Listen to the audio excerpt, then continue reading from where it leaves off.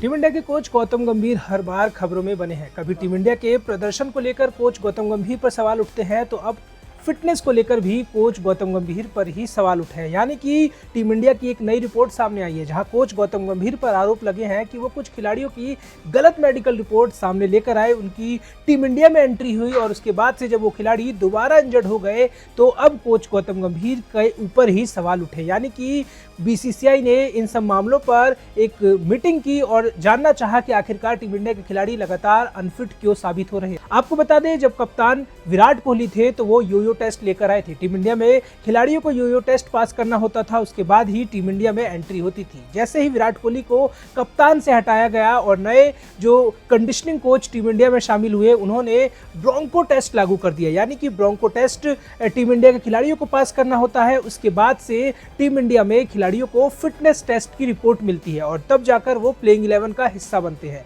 लेकिन अब इस ब्रोंको टेस्ट का भी मजाक बन गया है। कोच गौतम गंभीर के अनुसार जो खिलाड़ी टीम इंडिया के लिए काफी ज्यादा अहम है, उनको इस टेस्ट को पास करना जरूरी नहीं। उनके लिए इस टेस्ट के जो रूल है वो काफी ज्यादा कमजोर नजर आते हैं, उनको ढील दिया जाता है और इसी वजह से टीम इंडिया के जो खिलाड़ी हैं वो अधिकतर इंजरी से ही गुजर रहे हैं। आपको बता दें, इंग्लैंड दौरे पर भी टीम इंडिया के कई खिलाड़ी इंजर्ड हो गए। हर्षित राणा लगातार इंजरी से जूझ रहे हैं, नीतीश कुमार रेड्डी भी इंजर्ड है और तत्काल में उनको फिटनेस टेस्ट में पास भी घोषित किया गया था। लेकिन जैसे ही वो टीम इंडिया से जुड़े, फिर से हर्षित राणा इंजर्ड हो गए और कोच गौतम गंभीर पर सवाल उठने लगे। मीडिया रिपोर्ट्स की माने तो कई रिपोर्ट्स ऐसे सामने आई है जहां सीओई ने कुछ गलत रिपोर्ट्स सौंपी और वहां से कुछ खिलाड़ियों के लिए रियायत बरती गई। यानी कि उनकी जो रिपोर्ट सामने आई उसमें ढिलाई दी गई, यानी कि वो फिटनेस से पूरी तरीके से सही साबित नहीं हुए थे, वो अभी भी इंजरी की वजह से जूझ रहे थे। लेकिन फिर भी उन खिलाड़ियों को फिटनेस टेस्ट में पास कर दिया गया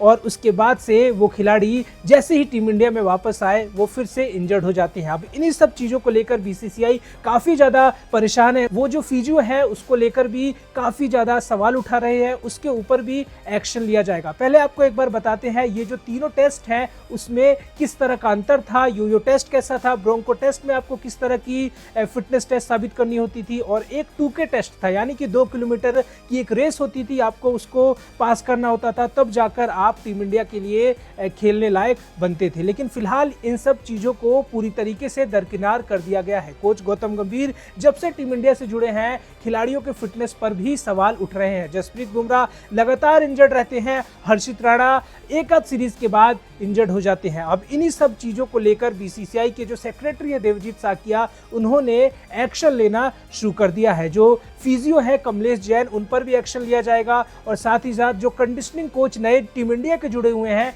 उनसे भी सवाल किए जाएंगे। सबसे पहले एक बार नजर डालते हैं कि आखिरकार योयो टेस्ट में होता क्या था। योयो टेस्ट की बात करें तो 2 मार्कर 20 मीटर की दूरी पर लगाए जाते हैं। खिलाड़ी को एक बीप की आवाज के साथ एक मार्कर से दूसरे मार्कर तक दौड़ना होता है। हर लेवल के साथ बीप का अंतर कम होता है, यानी खिलाड़ी को पहले से तेज दौड़ना पड़ता है। हर कुछ राउंड के बाद खिलाड़ी को कुछ सेकंड का रिकवरी समय मिलता है। जब खिलाड़ी लगातार 2 बार समय पर लाइन तक नहीं पहुंच पाता तब टेस्ट समाप्त हो जाता है।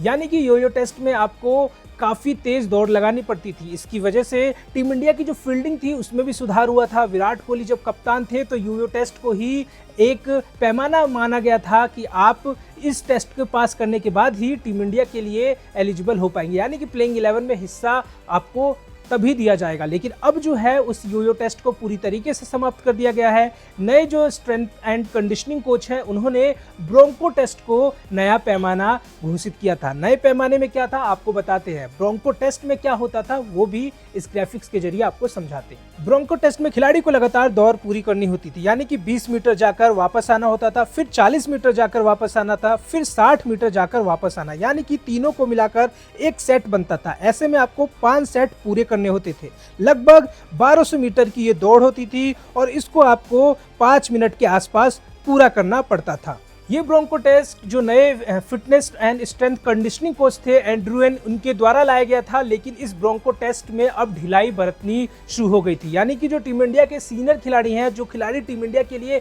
काफ़ी ज़्यादा अहम थे, उनको इस रूल में छूट मिलती थी, यानी उनके लिए ये पूरी तरीके से लागू नहीं होता था। ऐसे में मीडिया रिपोर्ट्स में खबर आई थी कि जब हर्षित राणा और नीतीश कुमार रेड्डी इंजर्ड हो गए थे और वो इंजरी के लिए रिकवर कर रहे थे, तो उस समय भी जो फिजियो थे कमलेश जैन, दरमियान उनकी तरफ से ढिलाई देखने को मिली थी। रिपोर्ट्स की माने तो उनकी फिटनेस रिपोर्ट को गलत भेजा गया था। पूरी तरीके से हर्षित राणा, नीतीश कुमार रेड्डी फिट नहीं थे, फिर भी उनको फिट घोषित करके टीम इंडिया में खेलने का मौका मिला। लेकिन जैसे ही वो खेलने उतरे फिर से एक बार इंजर्ड हो गए और ऐसे में टीम इंडिया को काफी ज्यादा समस्या का सामना करना पड़ता है। अगर खिलाड़ी किसी बड़े दौरे पर जाता है, जैसे इंग्लैंड दौरे पर गया, वहां अचानक से कोई खिलाड़ी इंजर्ड हो जाता है तो प्लेइंग 11 में बदलाव करना अपने आप में बड़ी समस्या होती है। इसी वजह से जो बीसीसीआई के सेक्रेटरी हैं देवजीत साकिया, उन्होंने कमलेश जैन जो फिजियो है उन पर भी कड़ा एक्शन लिया और अब जो है इस मामले पर सख्ती की जाएगी। खिलाड़ियों के लिए एक अलग फिटनेस टेस्ट बनाया जाएगा,